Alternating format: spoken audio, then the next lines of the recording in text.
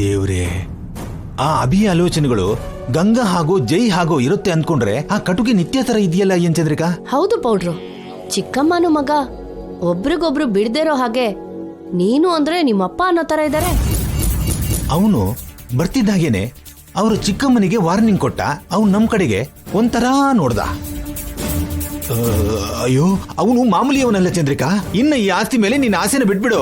ಅವನು ಎಂತವನೇ ಆಗಿದ್ರು ಶಾಪನ ತಡೆಯೋದಕ್ಕೆ ಅವನ ಕೈಯಲ್ಲಿ ಆಗಲ್ಲ ಅಲ್ವಾ? 4 ತಲೆಮಾರುಗಳಿಂದ ನಮ್ಮಜ್ಜಿ ಪ್ರಯತ್ನ ಮಾಡ್ತಿದ್ದಾಳೆ. ಒಳ್ಳೆತನಕ್ಕೆ ಮನುಷ್ಯಳ ರೂಪ ಆಗಿರೋ ಗಂಗಾ ಕೈಯಲ್ಲೇ ಆಗ್ಲಿಲ್ಲ. ಗಂಗಾನೇ ತನ್ನ ಪ್ರಾಣ ಅನ್ಕೊಂಡಿದ್ದ ಜೈ ಗಂಗಾಯಿಂದ ಮೊದಲೇ ಪ್ರಾಣ ಬಿಟ್ಟ. ಅಲ್ಲಿ ಆ ಸ್ವಾಮೀಜಿ ಕೈಯಲ್ಲಿ ಕೂಡ ಆಗ್ಲಿಲ್ಲ ರೀ. ಶಾಪದಿಂದ ದಿವ್ಯಾ ನಿತ್ಯ ಕೈಯಲ್ಲಿ ಅಬ್ಬಿ ಸಾಯೋದು ಖಾಯಂ. ಈ ಆಸ್ತಿ ಪೂರ್ತಿ ನಮ್ ಕೈಗೆ ಬರೋದು ಖಾಯಂ. ಹುಣಸೆ ಮುಪ್ಪಾದ್ರೂ ಹುಳಿ ಮುಪ್ಪ ಅನ್ನೋ ಹಾಗೆ ಆಸ್ತಿ ಮೇಲೆ ಎಷ್ಟು ಆಸೆ ಪಡ್ತಿದ್ದೀಯ ನೀನು? ಅರೆ, ಇಷ್ಟು ದಿನ ಊಟ ಆಶ್ರಯ ಕೊಟ್ಟಿರೋ ಈ ಮನೆ ಚೆನ್ನಾಗಿರ್ಬೇಕು ಅಂತ ಒಂದ್ಸಲ ಆದ್ರೂ ಕೇಳ್ಕೊಂಡಿದೀಯಾ? ಇಷ್ಟೊಂದು ಅತಿ ಆಸೆ ಯಾಕೆ ನಿನ್ಗೆ? ಪಟ್ಟು ಬಿಡಬಾರ್ದು, ಪಟ್ಟು ಹಿಡಿಯೋದನ್ನು ಬಿಡಬಾರ್ದು ಅಂತಾರೆ ಪೌಡ್ರು. ನನ್ನ ಜೀವನದಲ್ಲಿರೋ ಏಕೈಕ ಗುರಿ ಅಂದ್ರೆ ಈ ಆಸ್ತಿ.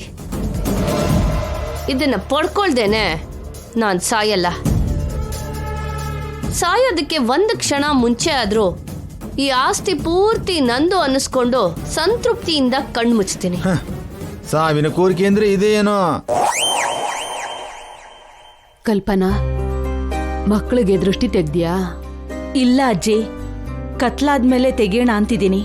ಕತ್ಲೆ ಆಯ್ತಲ್ಲ, ಬೇಗ ದೃಷ್ಟಿ ತೆಗಿಯಮ್ಮ. ಅಭಿ ದಿವ್ಯಾ ಮೇಲೆ ಎಷ್ಟು ದೃಷ್ಟಿ ಬಿದ್ದಿದ್ಯೋ ಏನೋ. ಹುಟ್ಟಿದ ಹಬ್ಬಕ್ ಬಂದವರೆಲ್ಲ ನಮ್ಮವರೇ ಅಲ್ವಾ ಅಜ್ಜಿ, ಯಾರ್ ದೃಷ್ಟಿ ಹಾಕ್ತಾರೆ? ಒಂದೊಂದ್ಸಲ ಮಕ್ಕಳಿಗೆ ತಾಯಿ ದೃಷ್ಟಿ ಕೂಡ ಕೆಟ್ಟದು ಅಂತಾರೆ.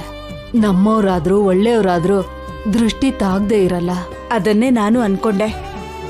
ಈಗ್ಲೇ ಹೋಗಿ ದೃಷ್ಟಿ ತೆಗಿತೀನಿ.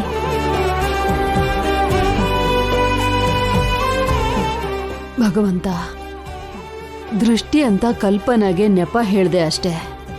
ಇನ್ನೇನೋ ಕೇಡು ಈ ಮನೇಲಿದೆ ಅನ್ನಿಸ್ತಿದೆ. ಯಾರಿಗೂ ಯಾವ ಅಪಾಯ ಆಗದೆ ಇರೋ ಹಾಗೆ ನೋಡ್ಕೋತಂದೆ.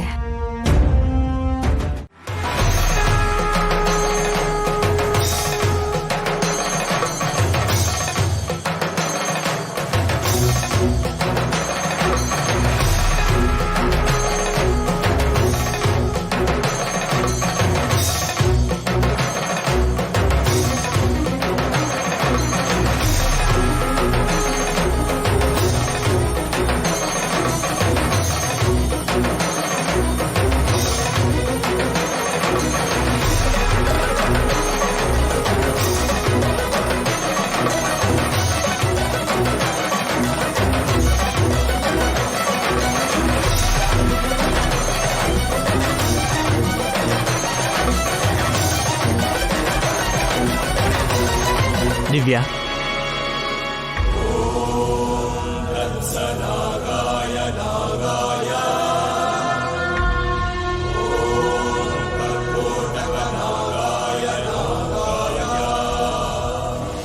ದಿವ್ಯಾ,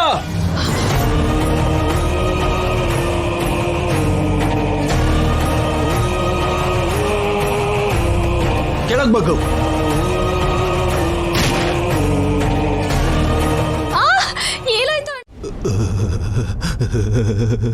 ಅಮ್ಮೋ, ಅಯ್ಯೋ,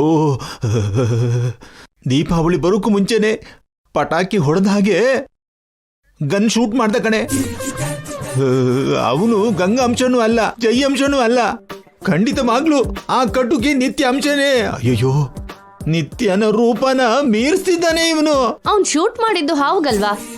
ಏನೋ ನಿಮಗ್ ಶೂಟ್ ಮಾಡ್ದಾಗ ಭಯ ಪಡ್ತಿದ್ದೀರಾ? ಇವಾಗ ಹಾವಿಗೆ ಶೂಟ್ ಮಾಡ್ದ. ನಾಳೆ ನಿತ್ಯಗೆ ನಾವು ಸಹಾಯ ಮಾಡ್ತಿದ್ವಿ ಅಂತ ಗೊತ್ತಾದ್ರೆ ನಮ್ಮನ್ನು ಶೂಟ್ ಮಾಡ್ಬಿಡ್ತಾನೆ. ಅವನ್ನಾದ್ರೂ ಪಾಪ ಅಂತ, ಮೂಕ ಜೀವಿ ಅಂತ ಒಂದ್ ಕ್ಷಣ ಯೋಚನೆ ಮಾಡಿ ಅದು ತಪ್ಪಿಸ್ಕೊಳ್ಳೋದಿಕ್ಕೆ ಒಂದು ಅವಕಾಶ ಕೊಟ್ಟ. ನಮ್ ಬಗ್ಗೆ ಅರ್ಧ ಕ್ಷಣ ಕೂಡ ಯೋಚನೆ ಮಾಡಲ್ವೇ? ಓಡೋದಕ್ಕೆ ಅವಕಾಶ ಕೊಡದೇನೆ ವಾಪಸ್ ಬದುಕಿ ಬರ್ತೀವಿ ಅನ್ನೋ ಅನುಮಾನ ಇಲ್ದಾಗೆ ಖಂಡಿತವಾಗ್ಲೂ ಸಾಯಿಸ್ಬಿಡ್ತಾನೆ.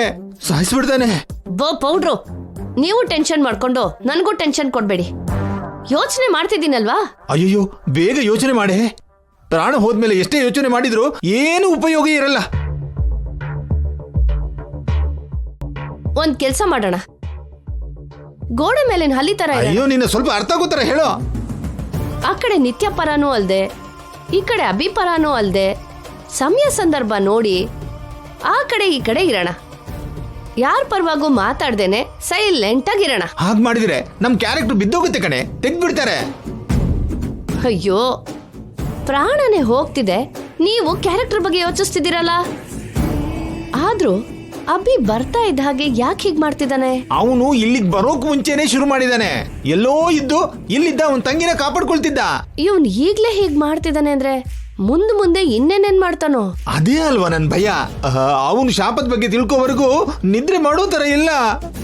ಶಾಪದ ಬಗ್ಗೆ ಗೊತ್ತಾದ್ರೂ ಮನೆ ಸೊಸೆಯಂದ್ರಿಗೆ ಅಂತ ಗೊತ್ತಾಗತ್ತೆ ಹೊರತು ಮಗಳ ಕಡೆ ತಿರುಗಿದೆ ಅಂತ ಗೊತ್ತಾಗಲ್ವಲ್ಲ. ಗೊತ್ತಾದ್ಮೇಲೆ ಅದನ್ನ ತಿಳ್ಕೊಳ್ಳೋದು ಎಷ್ಟೊತ್ತು? ನಿತ್ಯ ಆ ಜ್ಯೋತಿಷಿ ಹೇಳ್ದಾಗೆ ಈ ಅಭಿಗೆ ಯಾರೋ ಒಬ್ರು ಹೇಳಿ ಸಾಯ್ತಾರೆ.